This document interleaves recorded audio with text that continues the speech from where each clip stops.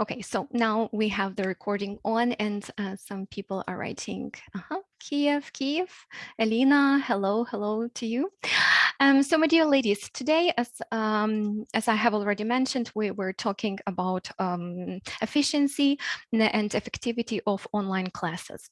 I think that this time that you devote like 1 hour, or I think that it will take a little bit longer than that, because I was looking through the materials, and it's really informative. This masterclass is going to be really informative. Lots of resources, lots of tips, and maybe we will spend a little bit more than that. But I do appreciate your keen participation, and everyone who is active will definitely get the materials. So this 1 hour or hour and a half that you spent today will probably pay off. Well, I'm actually sure that that it will pay off later. I would like to, of course, introduce myself a little bit, just for you to know who I am. But I think you've heard a word or two, or even went through the website. So I'm not going to be discussing all these bullet points in detail. What I do want to highlight here is that I have a lot of experience in different capacities. So I started working with kids, little kids. I was working at state school. I was working for private organizations, for private schools and courses. I was teaching online, offline. I was doing also blended learning, blended teaching program for, I would say, like 100 students we had at that time. And also there was some experience with international camps, and also international experience teaching in Italy. I was teaching in Italy at some point. Why I'm sharing this information with you? First and foremost, it's not to boast, definitely not. But the reason for this is that I do want to be of help to you, and I want you to take full advantage of our today's session, and just to show you that I have been in many different contexts, and I know how it feels in every almost like every context, and I would willingly share with you. Of course, your contributions are welcome as well. I think we will have some nice cooperation with you. Also, I do want to highlight that I have been teaching for the past 6 years. I have been teaching online. And I think the turning point in my career was when I started the blog and actually the project Digital English Teacher, with an intention to create an online course. And I remember at that time it was really popular. It was like the beginning of its popularity. It's still popular, of course, but I had an intention to create my own online course, and I decided to organize and to niche myself into the sphere of technology, into sphere of some digital tools, just because I was passionate about it. I really liked it, and this is something that inspired me a lot. And the reason why I say that it was a turning point for me and in my career, in my teaching career, is that I started really to develop a lot. So I, from just average teacher, I went to a well-paid professional who is no longer looking for students. So even for the past 3 months, I haven't been active on my social media, just because I cannot handle, obviously, I cannot handle all the intake of students. So there's even no need for marketing anymore. Like, I mean active marketing. So I do want to share my experience and my findings on this way, which was not actually all smooth and even.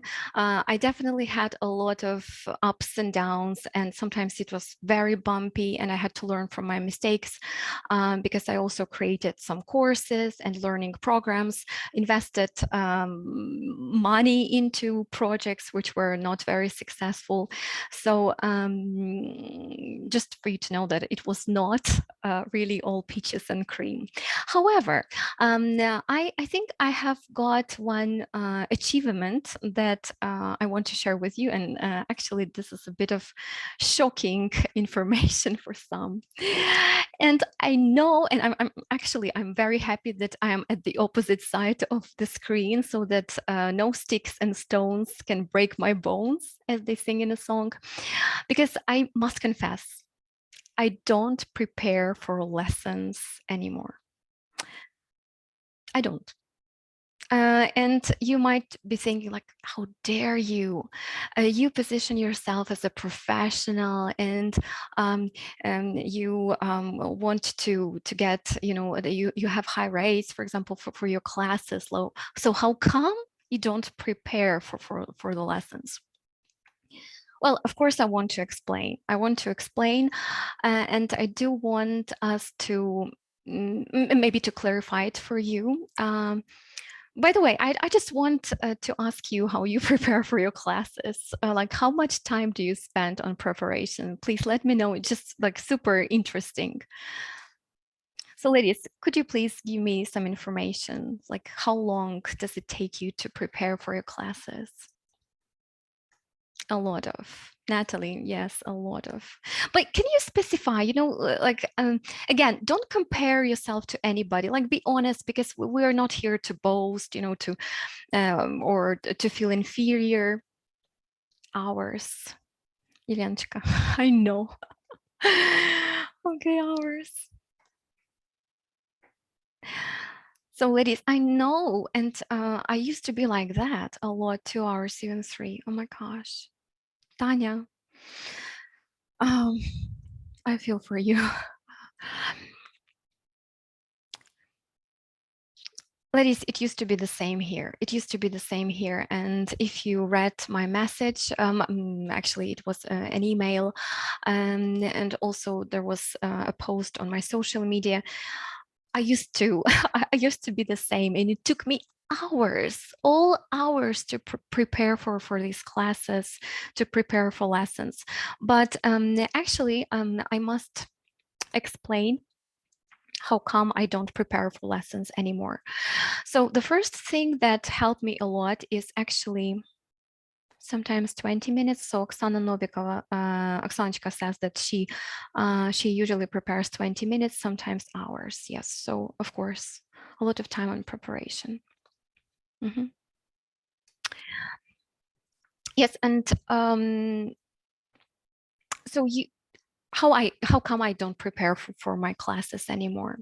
So the first reason is, of course, and the first consideration, the first finding that I discovered was, of course, technology.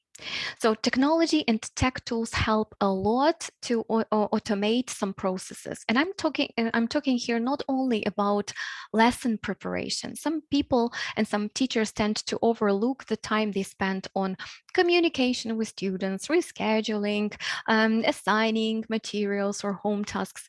Actually, it takes also a lot of time, and sometimes you even get lost in all this, like you enter your Facebook with an intention to quickly write a message, but then you get lost because of an ad, or some friends are posting new pictures, fresh pictures from their holidays. And of course, it takes a lot of time. So technology was the first thing that helped me a lot. And today we will be discussing a lot of tech tools that will also save your time. The second finding that I discovered was very interesting. Actually, everyone was talking and has been talking about this a lot. But for some reason, I've come to realize this only recently. And this is niching. This is focusing on a specific group of people, or on a specific topic, on a specific level, gender, you name it. So when you teach English, you might take different groups of people. You might take preschoolers, you may take teenagers, you may take adults, and everyone in between, which is very, very time consuming because you have to prepare for everybody. Obviously, you cannot learn everything under the sun. So, you on the other hand, you cannot come unprepared, right? So this is like really big dilemma, very time-consuming process. So, I found a solution this year. I was this actually it's just recently we finished the course, exam preparation course for advanced level, and I found it really, really nice to get focused into one group of people, one subject. I don't say that you all have to prepare for exams. No, no, no, not at all. But at least, for example, teaching for women, or for example, you specialize, you work only with males, or you prepare only beginners. And I find it particularly useful for everyone because it will decrease also the competition, because you can cooperate with each other. You can, for example, send students to one another. If you, for example, if you try to stay in touch, and you have this kind of network. So it has like it is really beneficial from whatever angle you look. So my dear ladies, can I, or we have also gentlemen, I don't know if yes, so then ladies and gentlemen, may I ask you to write your major, like your special field of interest, or maybe kind of English that you specialize in. Prefer you For instance, I will give you an example. So I specialize in business English, IT. Well, again, it's probably the third one, exam preparation and IT. So not more than that. And I don't normally take teenagers, kids, so I don't teach that. So general English, Yelena. Yeah, and general English a bit too, vague and too broad. Sometimes, I think that I know Yelena, so I think that Yelena should specialize in something like upper intermediate level. So you just, Oksana writes ZNO, general English. Irina Shapoval is writing general English. The problem is here that, general English is so broad, and people that come to you, they they have so different such different interests and needs, so it's very hard to meet them. So once again, just to sum up, I don't prepare for lessons for two reasons, and this is technology that helps me to automate many things. I will show you just a little bit later. And secondly, because of niching. So niching is really the key. So Elena, yes, is preparing for, and actually prepares for exams. Alinchka, may I ask you also to write what kind of exams you prepare for? Because there's like, anything from TOEFL to TOEIC to back or whatever it is, like so many exams. Mhm.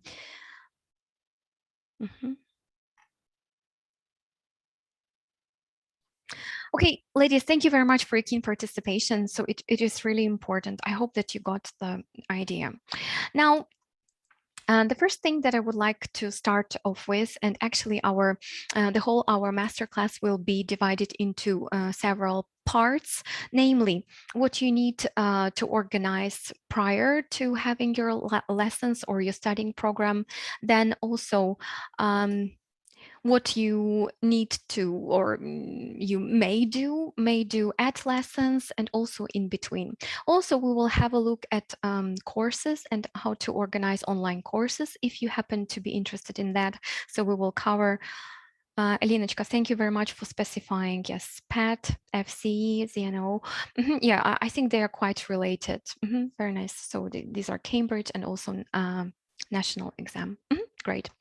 So for everyone who is watching this recording online, I highly recommend you to select 3 and not more than 3 categories that you specialize in.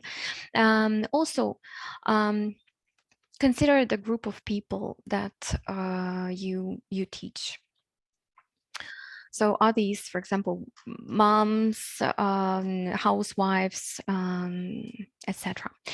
So I'm coming back to the session, and right now we're going to talk about something that you can do prior to your classes. So of course, 2 of my favorites, and probably it's not news for you. So these tools are popular and used by many, especially in this COVID era. So we have on the very first on the list is Google Drive. And I'm sure you're using it to greater or lesser extent. But a lot of people ask how you can actually organize these materials on Google Drive. So it's not about what you use, it's about how you use it, right? And of course, the best possible way is when you organize it the way you see it. So it's like you come from your understanding of your favorite materials, right? So maybe you have grammar here, or you have vocabulary there, and you organize folders in such a way because the main purpose is to extract these files and these materials as fast as you can during the lesson, like actually in an instant. But if you, for example, don't know how you're really new to technology, and you don't know even how it may look like. So I highly recommend you to refer to Common European Framework. And basically, this is a handbook that I have been using for years, and I know it by heart. Well, I hope. I hope I do, because basically each and every course book is created using this Common European Framework. And you don't even need to go and look through the whole booklet, because basically I think it's like page number 3 or 4 gives you the idea of what topics might be discussed throughout the course, either with individual students or with groups. So you don't have to reinvent the wheel if students come and it's like, I don't know, I want to know English, I want to, speak English, just like in the movies, and they have very vague idea of what they want to know, what they need to know. So you may take it as the core and as this program, and design your Google Drive accordingly. I want to show you how you can do it. Basically, you can even cut and paste just a piece of this Common European Framework. For instance, you're working with beginners, and there's functions. There are topics for functions. So you can basically create links to your favorite materials. This is what I have done. So you can click on that. Ta-da! Yes, it could take a few moments. I don't know what they mean by moments, of course. Yeah, not a long time for sure. So here is a presentation that I use all the time with students who want to learn more about giving directions. So it is prepared. It's already on my Google Drive. So just in one click, it is accessible, so I don't have to prepare. If students says, oh, I want to repeat this topic, or I want to study this topic, so you are here. Also, greetings, I have also kind of preparation on greetings and farewells. So this is what I have. My dear friends, I want to ask you, do you know how to do that? Do you know how I made this clickable? Just let me know. Plus if you do, minus if you don't.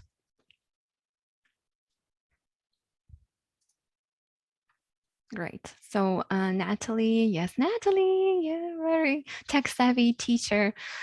Natalie has gone through all of digital English teachers courses, and she's super techy now. Olanchika doesn't know, Irina.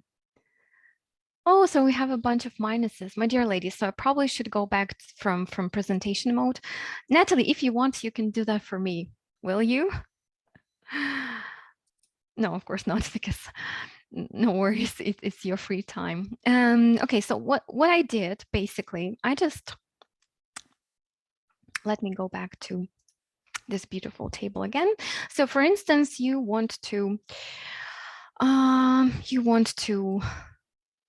have some grammar, right?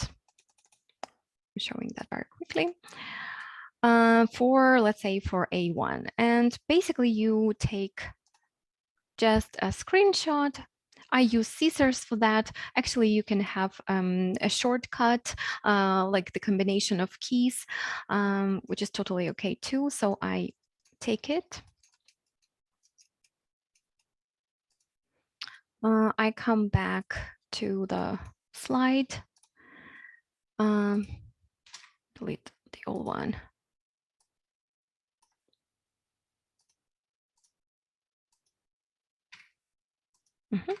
So here it is. Now what I need to do is to create links. So I go to shapes and I take the shape which is a rectangle. You can take something else like a heart or whatever you prefer. Here you have just a rectangle that you obviously doesn't look nice. And so we need to make it transparent. And we need, of course, to also insert link, which we will do just right now. Right, so here is insert, and you go to the link. Ta-da! You can insert the link that is already on your Google Drive. So you have to upload the materials first to your Google Drive, and then you just add the link, click apply, and that's about it. See, easy peasy lemon squeezy. Lessons prepared. Once and for all. So my dear ladies, did you understand how easy it was? Like, put plus if yes, because it's really important for me to get your feedback. Yulianchka, yes, great. Thanks. Yulia is writing, thanks. You're welcome. So Natalia, plus. Yeah, thank you very much for your support, ladies. Like, maybe it can take longer, a little bit longer, but I'm sure you will be able to cope with that, because Google tools are great. Now, coming back to the presentation. So, of course, I do prefer using Zoom as the main channel for communication. And especially if you teach groups, please, you probably have to be a little bit more imperative and ask them to use Zoom as the main way of communicating with you, because if you take Skype, Viber, Telegram, WhatsApp, you will definitely get lost in all of that. And one more thing that I wanted actually to give in favor of Zoom is that it has two wonderful features that I particularly love, and not many people know about these features. Even really, geeks and tech-savvy, really techie people, they sometimes they are not aware that on Zoom we have two different chats, if I may say so. One is temporary and another one is permanent. And right now we can, for example, adjust. I will send, for example, yes, to everybody. So this is our temporary chat. But once the session is over, the chat is gone. So it's not really good for groups, and if you want to keep all the necessary materials in one place, which is why I highly recommend you to refer to the channels on Zoom. The way you can do it is, firstly, you need to have your students as your Zoom friends. So they have to be your digital friends, and you have to add them to your contact list. So this is like one important thing that should be done prior.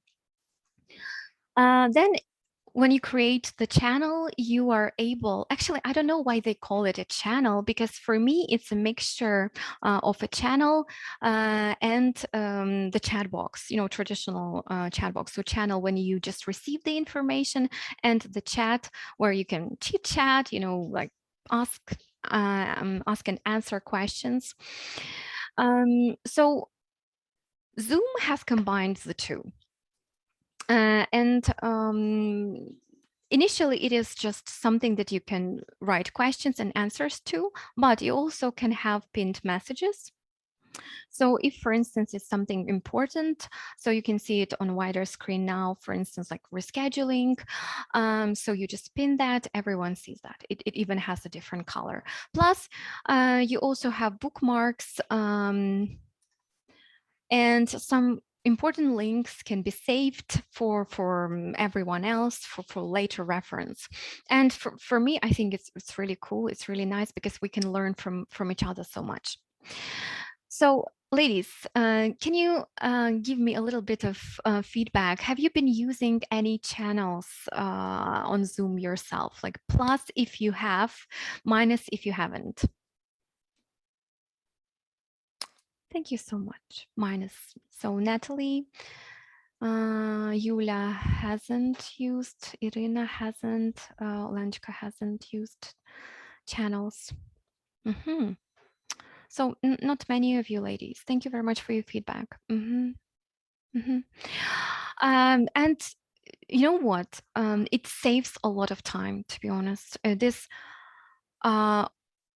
one place where you keep everything, your communication, your materials, and other things is really, really a time saver, in my opinion. Again, try it, check it for yourself. Again, this is something that you have to decide.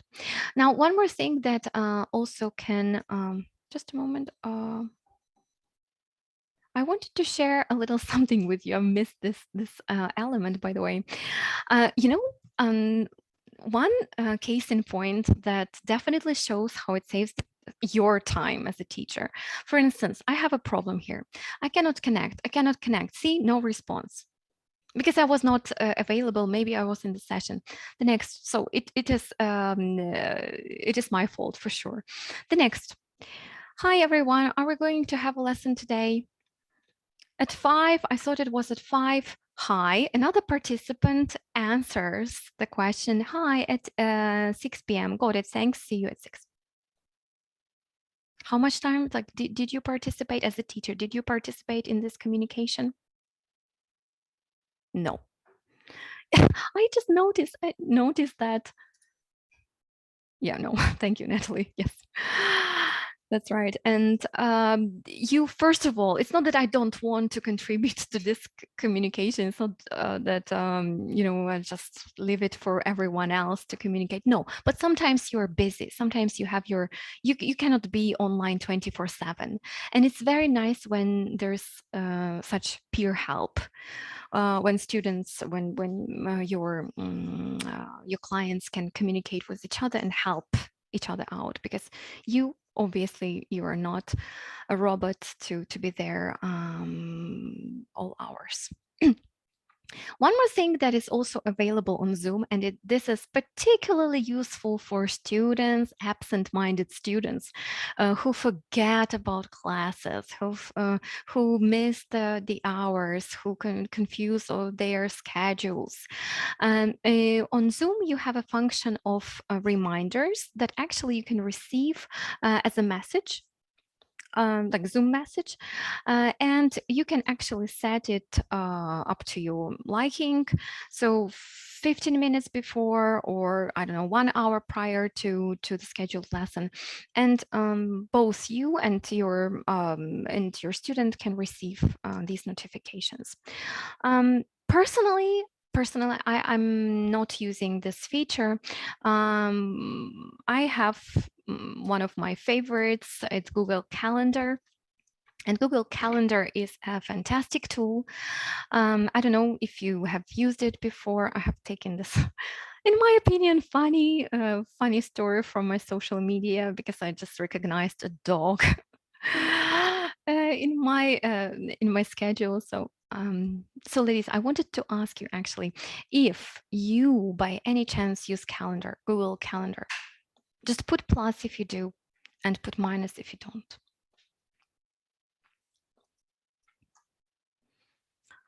Yulichka is writing no. Olena, Yulichka, yes, plus.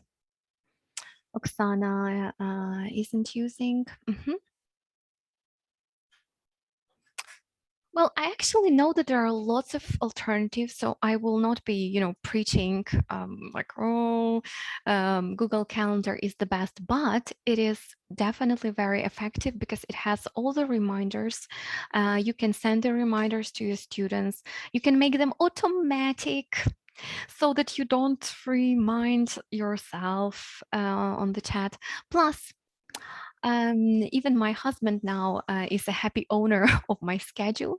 So we decrease the time we ask each other, like, and what do you do at 6? And what do you do at 4? And what do you do at 9? So he's aware of all my activities, working activities. So he knows that I'm busy at that time from 6 to 8, and he doesn't bother me at that time.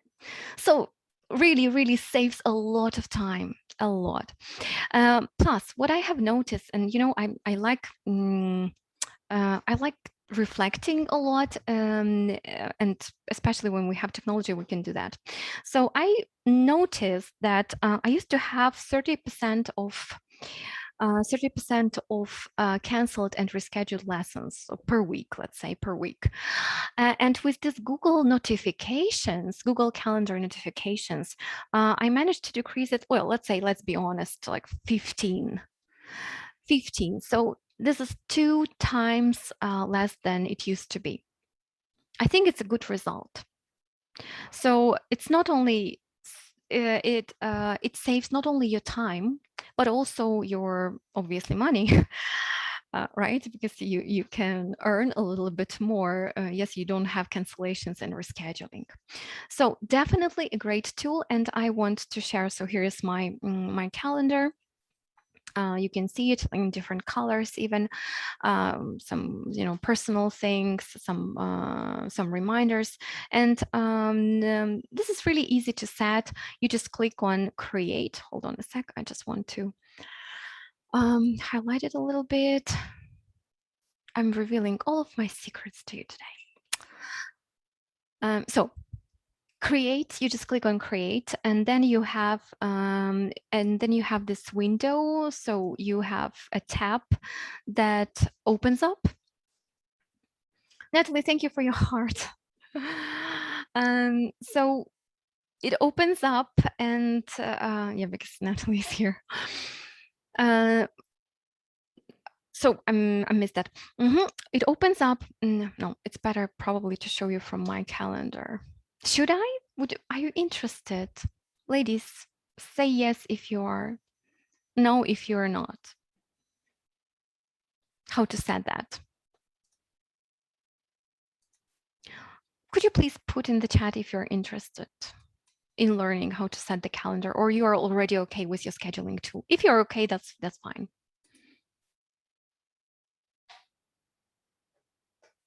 Allah says no, no, no. Okay, so I think it's quite intuitive, ladies. So great. So I think we can move on. So now just because we have time limit, and I do not want to use your time, your private time for sure.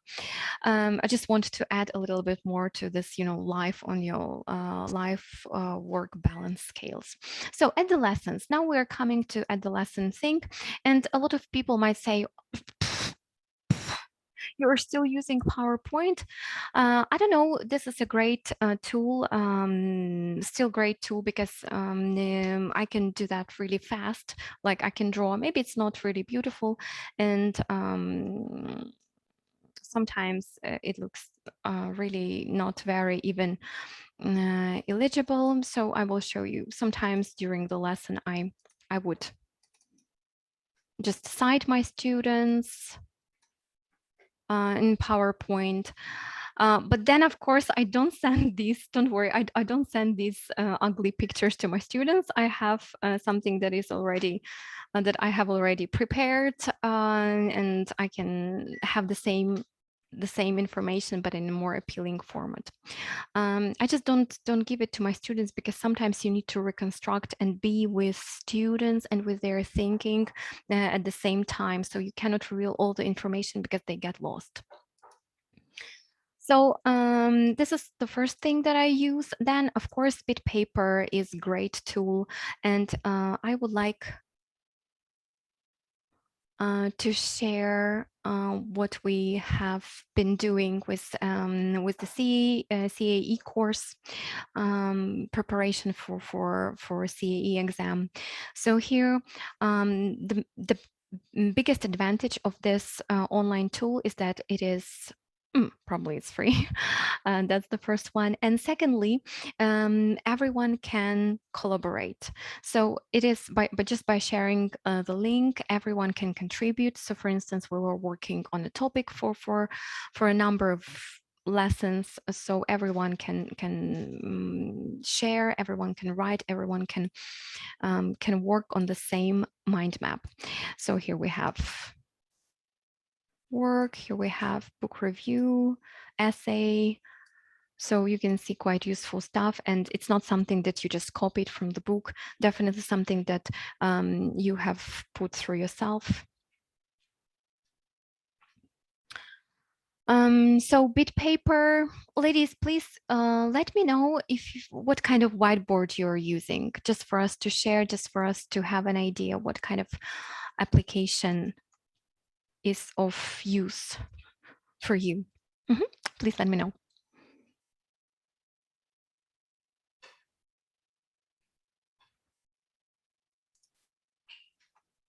Okay, Zoom. Natalie, wow, great. Natalie is very active today. Ladies, would you like to share whiteboard?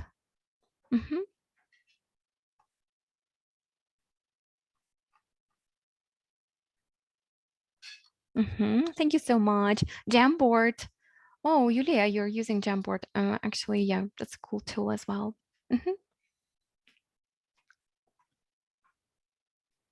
Jamboard, Myra. Wow, Uliana. Yes, thank you very much for sharing. Jamboard. Nice. Zoom. Great. Ladies, thank you very much for sharing. Anyone from Myro? Anyone? Great. So, and this is actually a picture that I have stolen from one of my colleagues. I hope she doesn't mind. It's just because I don't teach kids, but I found it particularly appealing because it's, so bright. So you can find these images in Miro, like within this platform. So you can color it a little bit, and I think it looks really impressive. So you will definitely be able to make a good impression on your little students. I personally don't do that way. So I want to share how I was using Miro with one of my students. She is a shrink, a psychologist, and we were discussing some of the vocabulary and some of things that she needed for her profession, because she was actually switching from Russian to English sessions with her clients. So she definitely needed some help with that. So you can see that one big advantage of Miro is that it has this very big picture, so that you can see everything at once. You can, of course, you can collaborate, but additional to that, it is like really I would say easy to navigate, and you can embed the whole course there. So I think Miro even deserves a separate workshop. So I hope that this also example was helpful.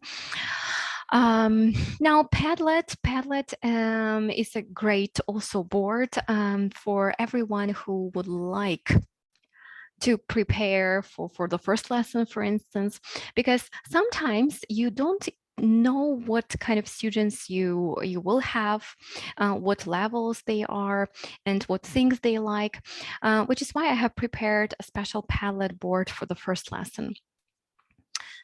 Actually, I'm not using it that often these days, but I have a number of different activities that would be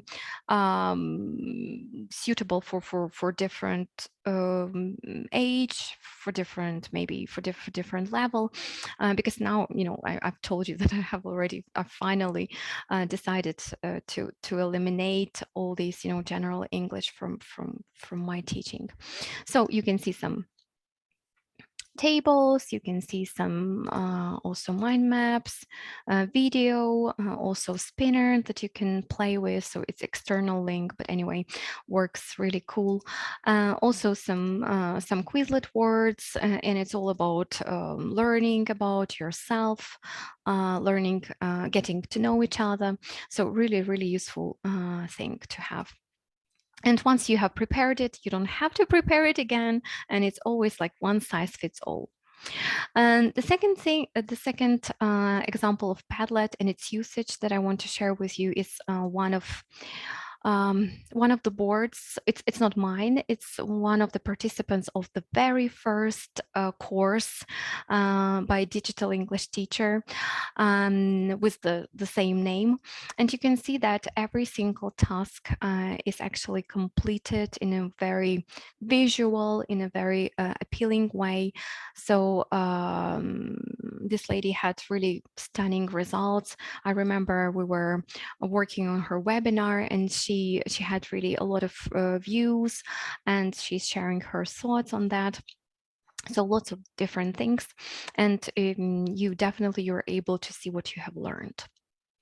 I know that Olichka, if you're here, Ola, I don't know, maybe she is going to watch this in the recording. I know that some teachers are using this Padlet as a journaling tool, so students would post, you know, their reflections after the lesson, add some pictures and things like that. Ostap, oh, the gentleman here, thank you very much. Okay, so now the last but definitely not least thing that helps me every single lesson that I have is the book of mine, and this is something that I have created out of my favorite materials, out of some you know, findings that I have been collecting throughout my teaching. So this is my essential handbook, and it has really, I would say, simple yet very very clear explanation of some language points. So here you can see some pictures. Here you can see some common, you know, mistakes. Also, here we will have self-check exercises that I pre-created for students, so now I can use with everybody.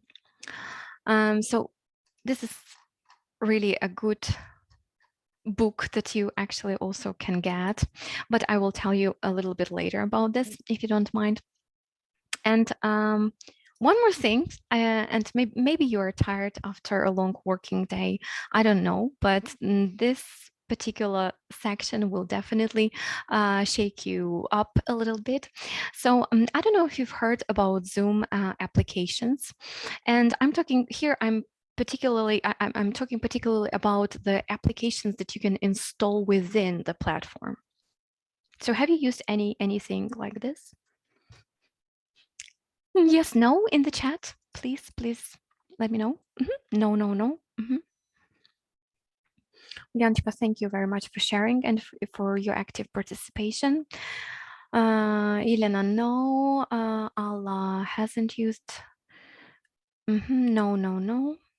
Okay, so yeah, Actually, I think the impetus was given by this COVID times, and since everyone went suddenly online and had to interact a lot in front of their screens throughout, this digital and virtual reality, Zoom has come up with some interesting and engaging tools that I want to demonstrate. So you can see my installed apps here on the screen. And one application that I particularly like is Calibri. Right now, I will try to show you this tool in action. Just give me a little second.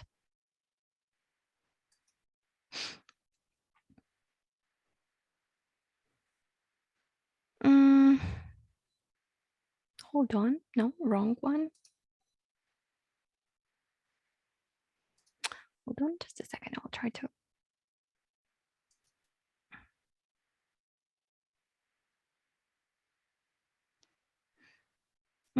For some reason, no. Hold on a sec.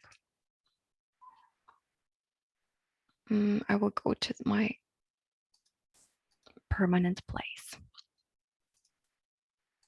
I will switch it from here. So Calibri is a great AI tool, and AI, as I have actually, for some reason I cannot, can you see my screen? Probably not. Calibri cannot, I think it cannot record. Hold on a second. Still waiting. Yes, I wanted actually to show you, but of course, okay, let me just show you with the previous my training session. I was training especially for you. You can do this with your students whenever you have a live session with an individual student or group of students. What this application does is that it records, actually transcripts all the words you say. So sometimes, we have speaking practice, and especially when students prepare for maybe a speaking part of the exam, and you cannot really control every single point, right? Even if you do write down, sometimes you need to, jot down some mistakes, and then in order to do this delayed error correction and discuss mistakes with students, you need to again type it in and bring it back to the screen, which of course not very time effective. So this application that you can easily install on Zoom, you can do it even right now. Come on, let's do it right now, ladies and gentlemen. Try it. It is called, once again, it is called Calibri.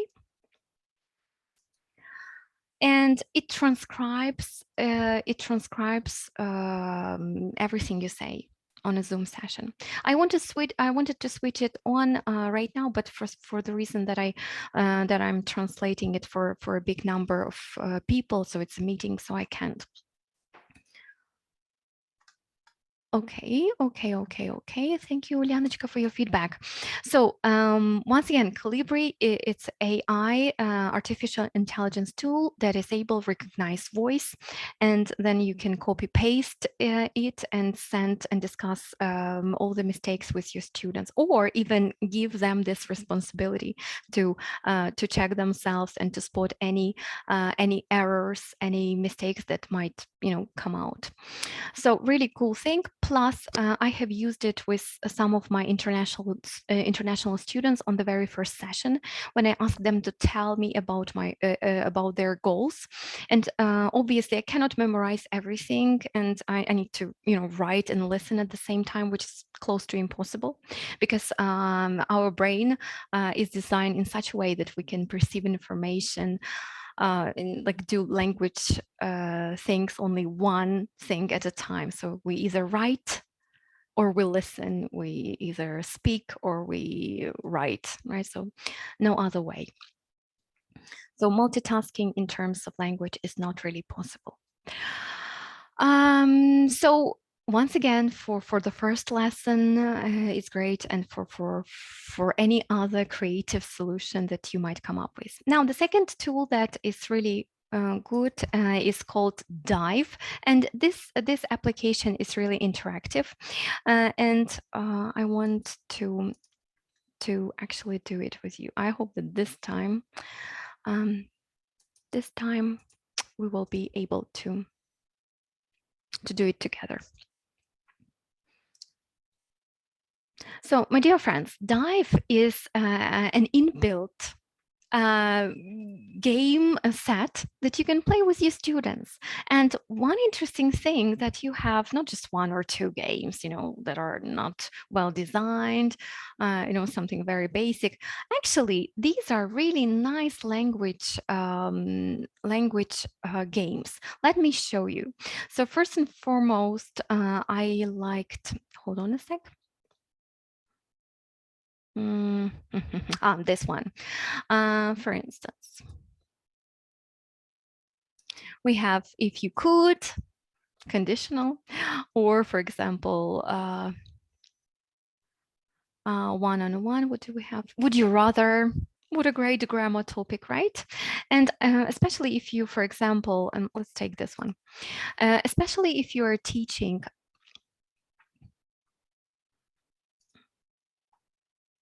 I don't see your games. I'm so sorry for that. Yes, I need to switch it on again, just because I really need to demonstrate the pictures.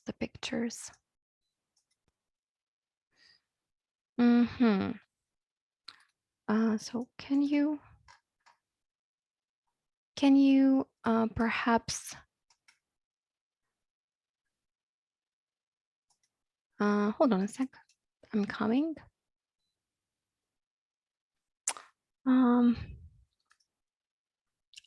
We see. You see the presentation. Wow, this is what a pity. Start a Zoom meeting to play this activity.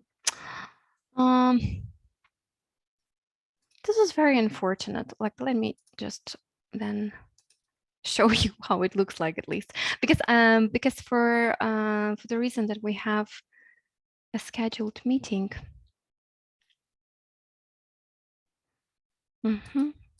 So I want to. This technology doesn't work properly.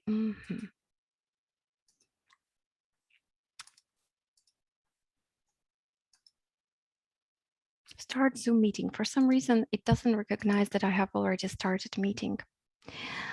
My dear ladies and gentlemen, can you see at least something? I just wanted to demonstrate that for you at least. Yes, thank you very much. So thank you. Ulyanchka, thank you. You're very active today. So once again, I wanted to show you these language games.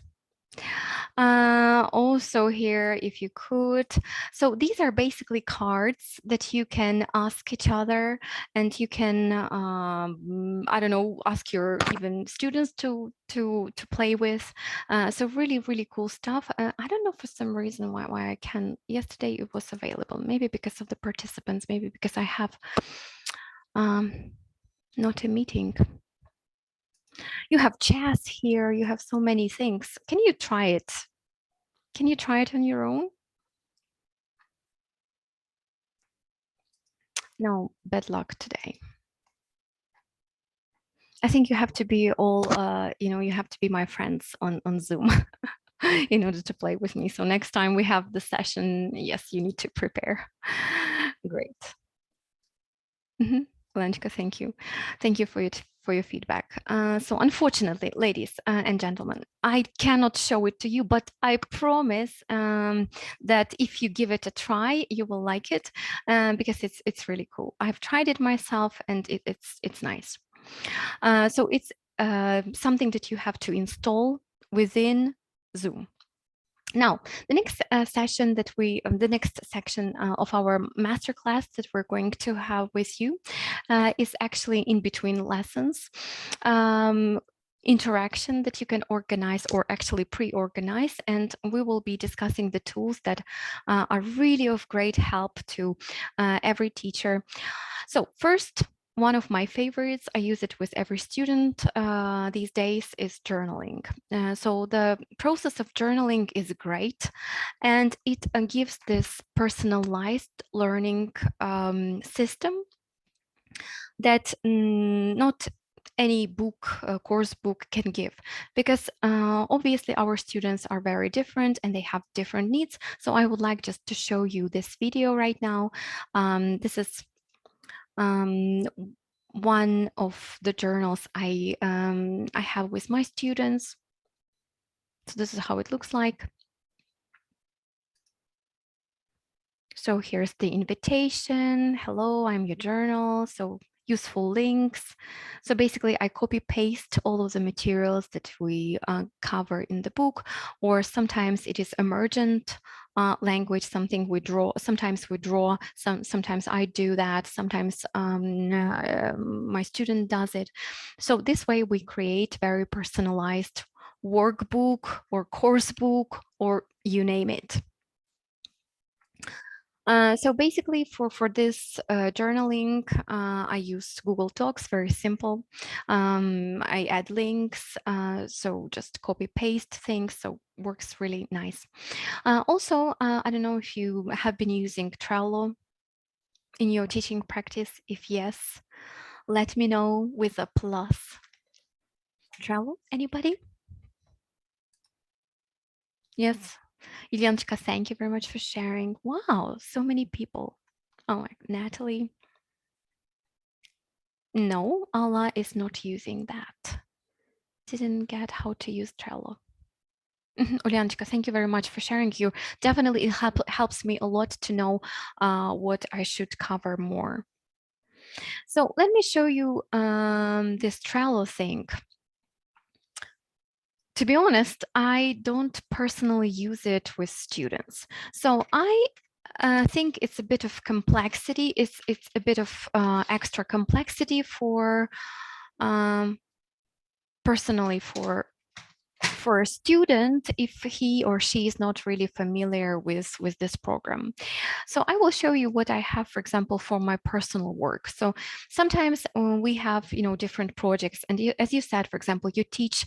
Uliana, is that you? Are you teaching like different exam preparation? I don't remember, or who was that? So just a clear case in point. Just imagine you teach different, you prepare for different exams, and sometimes you, besides the materials, besides the, I'm sorry, you're just the last person I remembered. So you were the first, like the last I saw and the first to remember. And sometimes we have not only the materials that we can put into Google Drive. Sometimes we have external materials and like links to social media, or tech tools, or some tasks basically within this project. And it is really nice to organize it in the way like doing, or in process, and done, or completed, or whatever you call it. So this way, by dragging and dropping, so I basically create a board with tasks. So either I have done it, or I will be, doing it later. Maybe I can add, long-term goals. So for me personally, it works more as a, to-do list with shorter and longer perspective. So if I have a lot of tasks to complete. If you are a teacher who is really keen on giving lots of home tasks, I know there are some here. It looks like Padlet. Ostap, thank you very much for your actually feedback. Yes, it does. It looks like that, but if you can see, it has actually a very, even here, it is a little bit different in functionality, because you can add members, and you can work together collaboratively. And I think you can have a little bit more of things, and it is maybe a little bit more organized than Padlet, because Padlet is kind of creative environment for me personally. Again, this is just my perception. And if, for example, your students, I have one student that I use Trello with because he uses it at work. So he teaches me how to use it, and he has told me like, oh, this is how I do it, and I learned from him, and that's how we actually proceed from that. So I have a number of boards.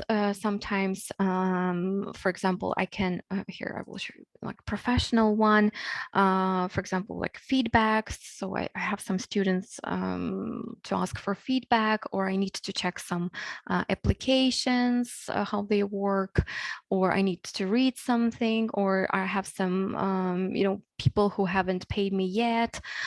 So these kind of things. So I hope that it was just, a brief visual representation, and you had an idea of how Trello looks like. Now, the last thing that you can actually do, and it's probably a little bit more complicated than the previous two. I think it's far more complicated, to be honest. It's Notion, but if you plan to establish, let's say, your online school, it's going to be your very solid database. So this is much more than just Trello, because it has a lot of different files, a lot of different repositories, and you can have a lot of different things here. I used it some time ago, but currently I just moved to Trello if I work with projects or with somebody in cooperation, if I really need to stay in sync with somebody. So Notion is perhaps the tool that you can come a little bit later. So for online courses, this is like the last consideration that we will have. I have actually put in bold the resources that I personally use on a regular basis, or well, have used at least. And have heard of. And first, and the easiest tool that you, for example, can use for your online courses. May I, by the way, ask you if by any chance anyone has ever launched online courses? Put please yes in the chat, into the chat box, so that we know. If you haven't, also write no. If you plan to, so say something like will. So it's yes. Okay, Yelenchka, plan. Uliana, thank you very much. You plan to. Natalia, so Natalie has written no. Allah, yes. Ostap, no. So my dear friends, for those of you who are already experienced in this kind of online courses environment, what kind of platform have you used? Can you please share? Because it's really interesting to learn from you as well. Wow, stop, I use Moodle. Moodle is a very serious platform, and I know that Moodle is usually used by universities and very serious establishments. I have been, yeah, actually, I was creating the very first course on Moodle, and it was, wow, it was a tough nut to crack. Allah also writes Moodle. Ilyonchka writes progress me. Yes, yes, yes, yes, great. Thank you very much, everybody, for sharing your experience. For those of you who use Moodle, wow, great.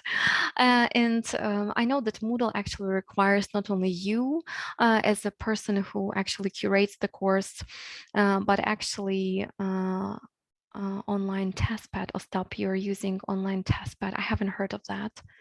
Testpad. I will Google it for sure. Thanks so much for sharing.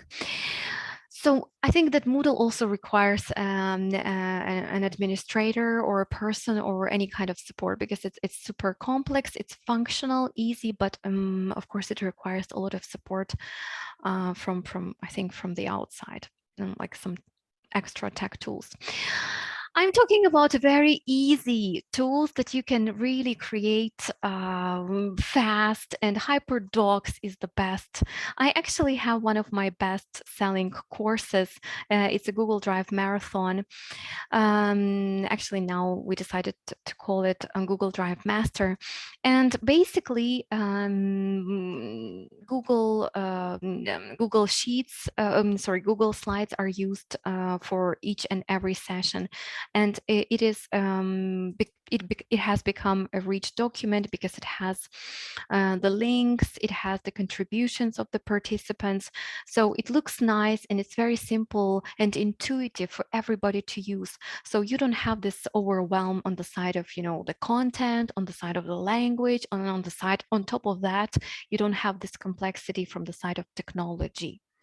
Because if you obviously put it all on and push it to your student, he or she may be scared and reluctant to do anything at all. So HyperDoc is a really, really good start for you to even have it as a test mode. I know that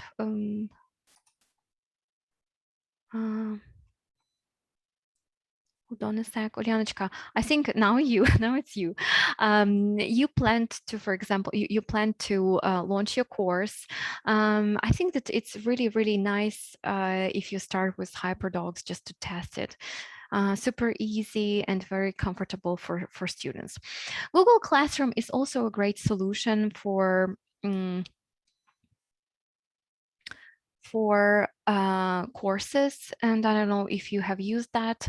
Very intuitive, and in comparison, for example, to Google Drive, because you have some links, because you have some extra resources, because you need to give tasks, and you need to have one channel of communication. It's really nice to use Google Classroom for this reason. Plus, you can also add your link, your permanent link, for example, if you have live sessions on your course, so you can have it all. You can invite students to participate. You can also have some activities. What do I have? For example, CE. So here is a CE course. You can have grades, you can have people, and here you can access Google Drive right from this place. So again, very simple, very intuitive. I personally use Google Classroom for me to be organized with my products, like the learning part, not the marketing organization that I use Trello for, but namely the product, the course itself, like the learning part of it. So Google Classroom is good for this. Edpuzzles, anybody have used Edpuzzles before? Have you heard about this platform? I used to use Edpuzzle. No. I used Edpuzzle for my course, so I know a thing or two about this platform. It is really cool for video-rich courses. So if you speak a lot in your videos, you can definitely opt for this particular option because it has a number of actually ready-made videos, and there are some things that you can create on your own. So also, I will just show you very quickly how it looks from inside. So for example, I have 10 lessons altogether, and from Edpuzzle, I can actually see how much time each student spends on watching and on covering the grounds of the course. So for instance, here I have 9 hours, one of the participants like 100% completion, 11 hours, and the rest haven't started yet. See, so this is what I can check, control, and these are my videos that I have uploaded. Also, I can see the average and can see what part of my videos were more interesting and less interesting, so that later launches I can improve, I can maybe change, I can adapt this course. So good tool, really nice if you want to have it visual, if you want to have it in a more YouTube mode. You know, we're especially if you teach to YouTubers, you know, the new name for this generation, so for younger generation. I also wanted to show you how it works from the inside with the help of this video that you can see right on my screen. So here's a video taken from YouTube. You don't have to upload, download, do any other extra activities. So, and you also have some tasks throughout the video that students have to do. And so, for instance, they have multiple choice and they need to define what sugar coating is, because the author, the speaker, is obviously talking about something like sugar coating, and this is something that your students can select, can play with. Sometimes you can skip. Sometimes one of the biggest pros I find of living in London. Sometimes you can actually. Sometimes you can ban and you can restrict students from skipping the questions so that they are mandatory, and all students have to answer the questions that you have prepared. So different kind of tasks, quite intuitive, not hard to you know to explore on your own.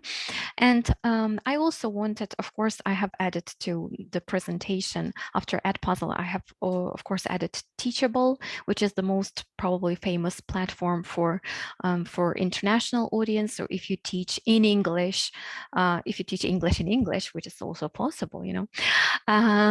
So Teachable is a great tool because it also connects marketing, it connects emailing, it connects all the things to not only to teach, but also to sell the course.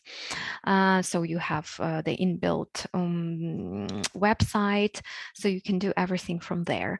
GetCourse, of course, is for Russian-speaking market, but I think that these platforms are good when you are already sure that your course is strong, that it is of need, and people will be buying it, so that you can invest some money into this, because it requires, of course, some of your resources. And the last platform I haven't used myself, but one of my mentees, we were working on her online course, so she decided to choose this ProgressMe platform, which was, I think, very to the point, because she decided to create a course on listening. And I'm very proud of her work. We were working hard on establishing, the website, and she was working definitely hard on establishing the course itself. So now she's launching it for the third time, if I'm not mistaken. So Level Up Your Listening on ProgressMe, and this is a platform that allows you to insert not only videos but also a great deal of different. A great number of activities, interactive activities with pictures. So it's a little bit more progressive than Edpuzzle. Yeah, of course, they are similar in a way, but ProgressMe is a bit more functional. And I think Luba, are you here? I think I saw you at some point. Luba is using also ProgressMe even for her classes, not only for the course, but for her classes. So really cool stuff. Now, upon completion, my dear friends, don't forget that after you finish your work and cooperation with your students, clients, whatever you call them, don't forget to keep their contacts. It is really important, even if you work for a company. By the way, may I ask you to now share a little bit your teaching context? Do you work fully online, like 100%, or you also mix it up with a little bit of offline teaching? So how is that? Please put down in a ratio if you blend the two, and if you work completely online, so put 100%. So just for me to know. Ostap is working 50-50, 100% for Uliana. Julia, yes, working 100% online. Wow, so we have all digital teachers here, 50-50. Elena is working 50-50. Yes. So we can see online 100%, Ala 50-50. Yes, so I don't say that Progress Me rocks. Luba, thank you very much for your feedback. Yes, it is definitely something that Yelena and Luba are recommending. So. So I can see two options, like either 50-50 or 100%. So what I actually highly recommend, I don't want you to steal from the company if you work for a company or or I don't know, for any kind of organization. No, but if you have your personal students, keep their contacts, keep their names, surnames. Who knows what your next bright, brilliant idea might be in future. Maybe you decide to write a book. Maybe you decide to create a course. Maybe you decide, just to do something, whatever it is, you name it. But keeping the contacts is really, really useful too. And I know it for sure, because here's how it looks like. I have taken, I don't know, Nastya will be probably watching it in the recording. So I hope she doesn't mind. She's just looks so pretty here. And I can, on the very right side, you can see the interaction with this person. So you can see like on what kind of stage you're at. So for instance, you also can add tags, you can attach tags to this person. If, for example, this particular, it is your client and he or she has bought from you. So really, really very basic yet very effective tool for you to use. And I think it's by far the most simple. Wow. For some reason I just like dropped it. Learning management system. So if, for example, you don't have enough time to insert this CRM, client management system, not client management system, I made a mistake. So of course, Google Contacts is great. And now, my dear friends, I would like to finish with, actually, it's not finished, it's just the beginning. I don't want to leave you alone in this digital context. If you need any help with your digital progress, with your digital and professional growth, actually, I want to wholeheartedly invite you to the next session of Google Marathon, Google Drive Marathon, which will take place on Google Drive, of course, and it will be throughout 13th and 17th of September.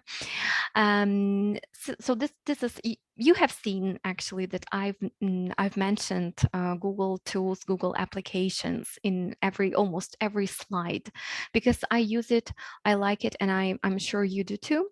But if you need extra support, extra help in this particular area, so feel free to join.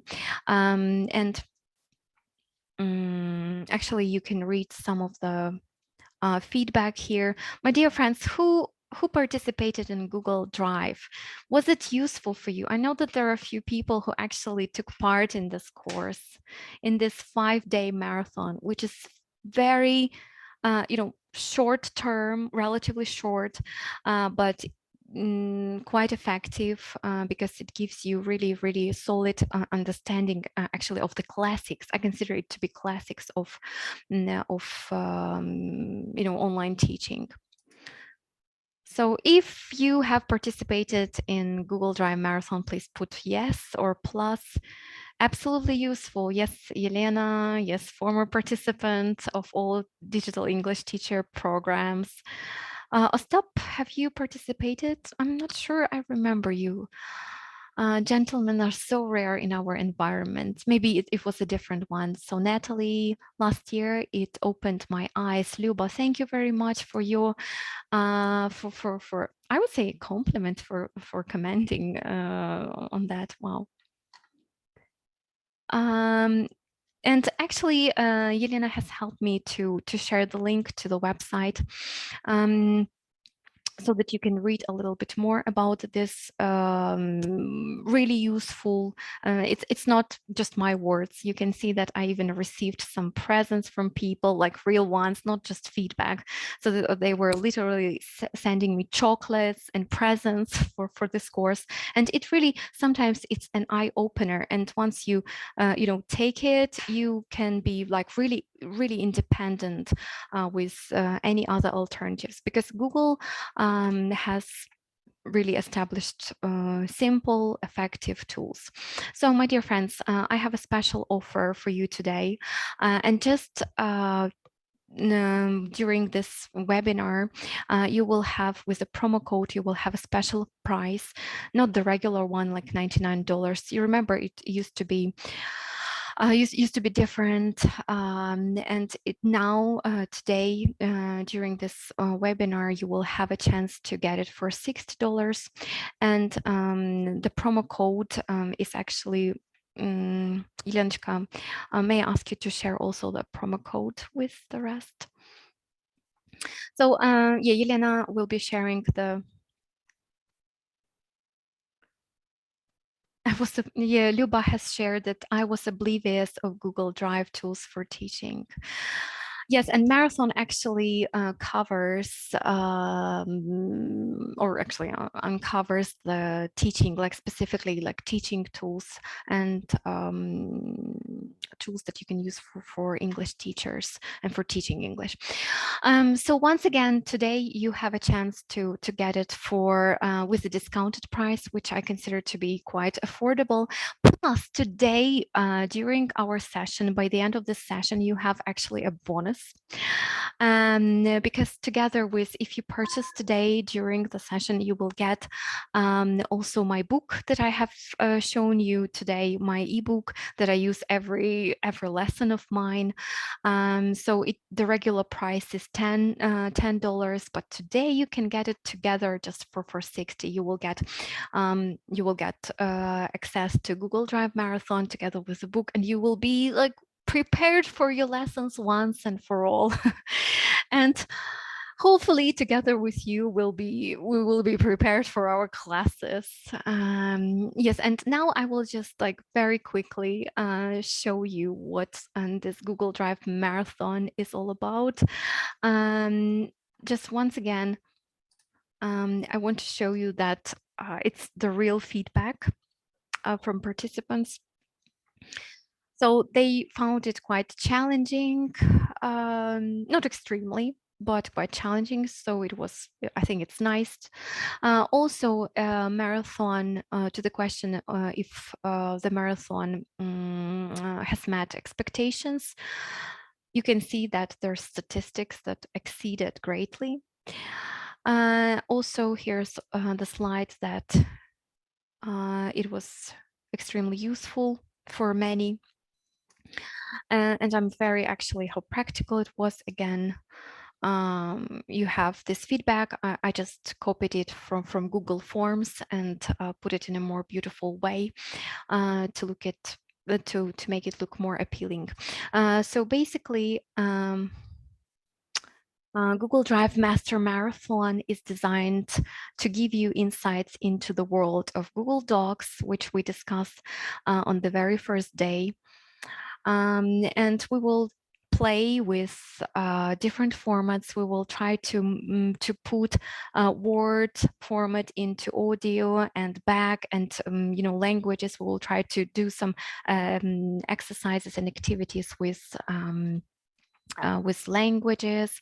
We will also be using some handy add-ons, actually like super handy add-ons, because we have so many. Just like today we were discussing, remember the add-ons, the applications that you can install within Zoom. There are also a gold mine of tools that are available within Google Drive and Google Docs in particular. So this is what we will discuss on the first day. And the second one will be about Google Forms. Also, we will have Google Sheets. My dear friends, by the way, Elena has posted discount code, so you can purchase it with a discounted price. So the second day, as I have mentioned, is about Google Forms, and I think it's a must know and must have for every teacher who wants to not only create automated and self-check tests. It is also nice for everyone who wants to do some marketing, because oftentimes you don't have time to create a beautiful landing page or a website or whatever it is, and you just need something simple to collect contacts. Ulyanchika, you need to go. Yes, yes, yes, of course. But thank you very much for your keen participation. Tell me, please, if you liked it. Just put yes. Ostap. Ostap writes, great, interesting tools. I admire your materials. I mean, printed one, created in PDF as an ebook. Who helps you? Who helps you? I have actually, in terms of book, I created myself, but this beautiful Google Drive master poster was created by my team. Thank you, Zarina, for a great webinar. Ulyanchika, thank you too. Thank you for your participation. You were super active today, and I'm sure you're a great online teacher, even though you work. Ulyanchika, I don't remember how you work. 50-50.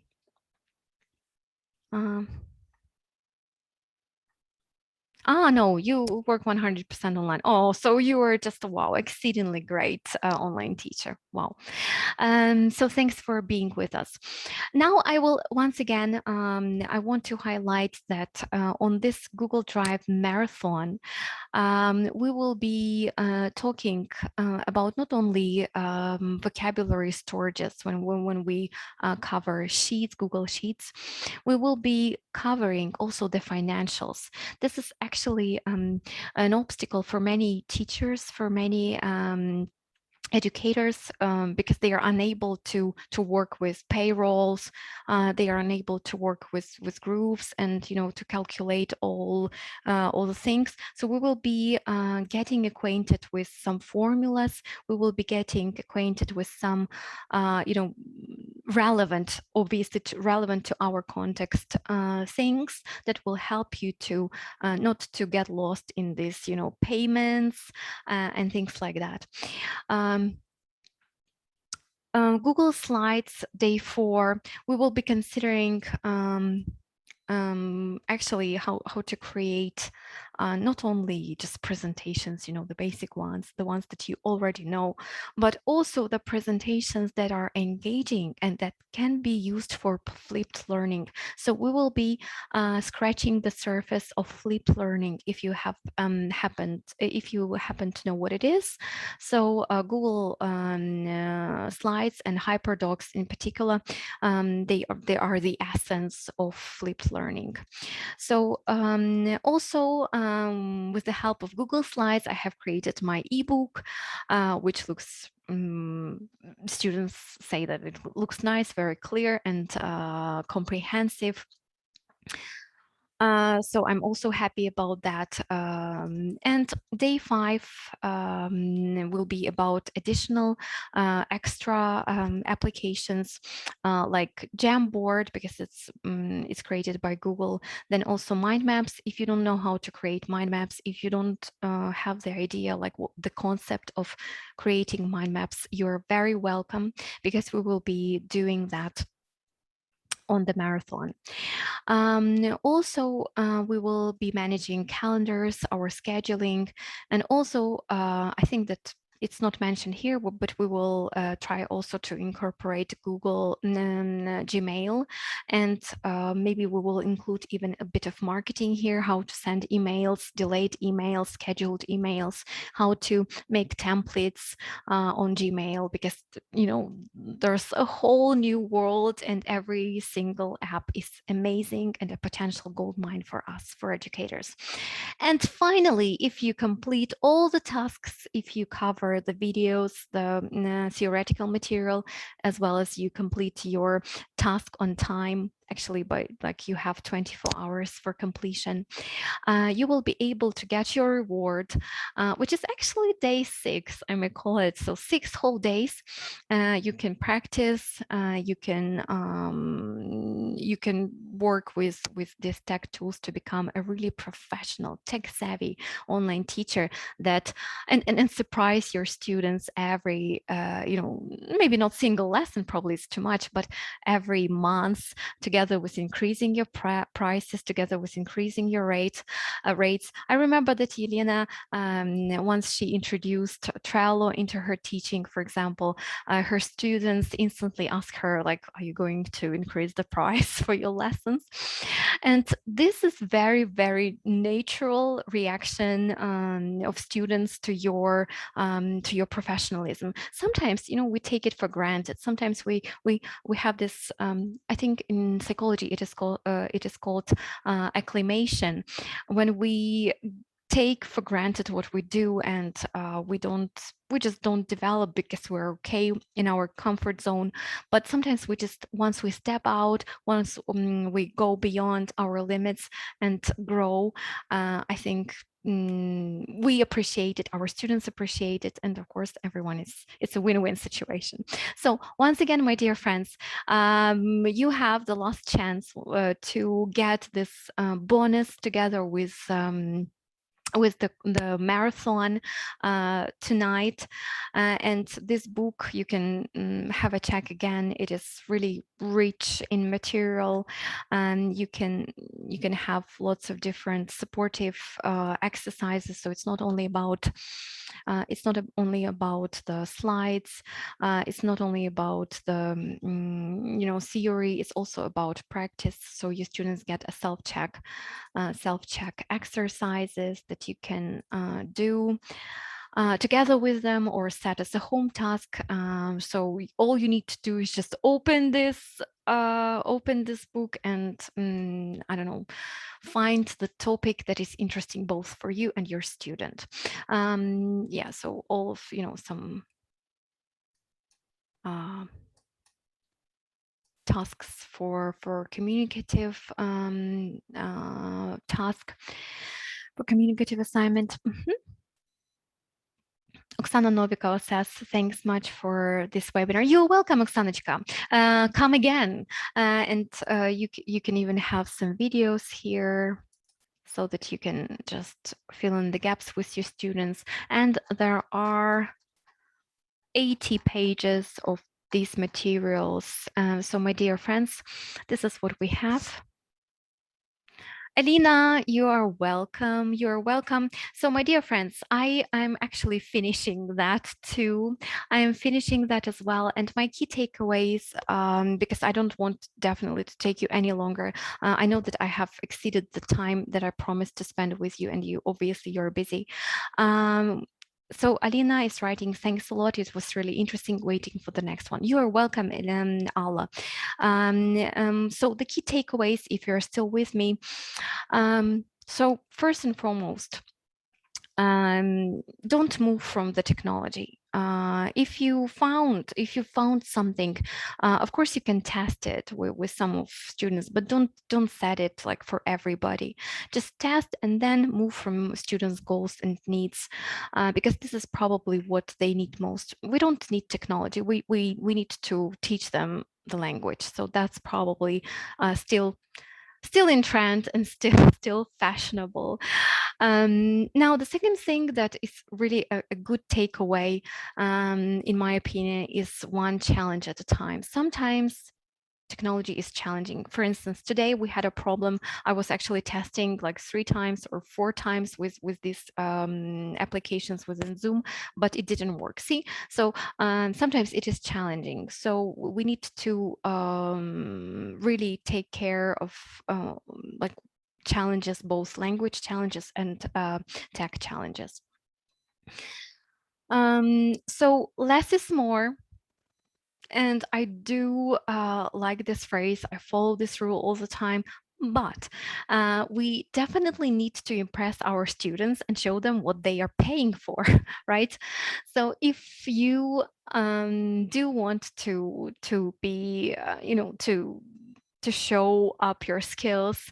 So I think just like teaching with a course book is not enough. So I'm wishing you development, growth in your teaching career. And I was very happy to see you in this webinar. I hope that we will see again sometime soon on social media. So let me know if you have any questions, because that's the last thing that we will do with you. So if you have any other questions that maybe you've brought for this masterclass and they were not answered, you help a great deal. Luba, thank you very much. And I miss you, actually. I don't know, we can actually have a chit chat if you're willing to talk in person. Ostap, thank you for this wonderful presentation and webinar masterclass. It was so informative and motivating, inspiring. Ostap, you're welcome. Actually, it is my pleasure to share with you. I want to know you more. I want to learn about your needs more. So it's been a pleasure of mine as well. So I'm saying goodbye to you. Thank you for being active. Thank you for participating, and hope to see you again, whether you take one of a digital English teacher program or just follow us. It is definitely thank you so much, and such an informative masterclass. Yeah, thank you, Yulianchka, for being here. Thanks. Yeah, 1,000 thanks. Ooh, thank you. So, my dear friends, I'm stopping the demonstration. I'm saying goodbye to you, and have a great online teaching journey and academic year, of course. So, bye bye. Take care, and talk to you soon. Bye. Bye. Bye. Bye. Bye. Bye.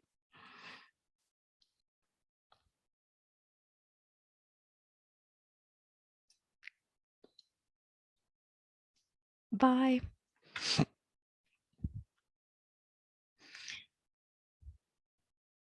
Actually, ladies, I know that there aren't a lot of us. Just a moment.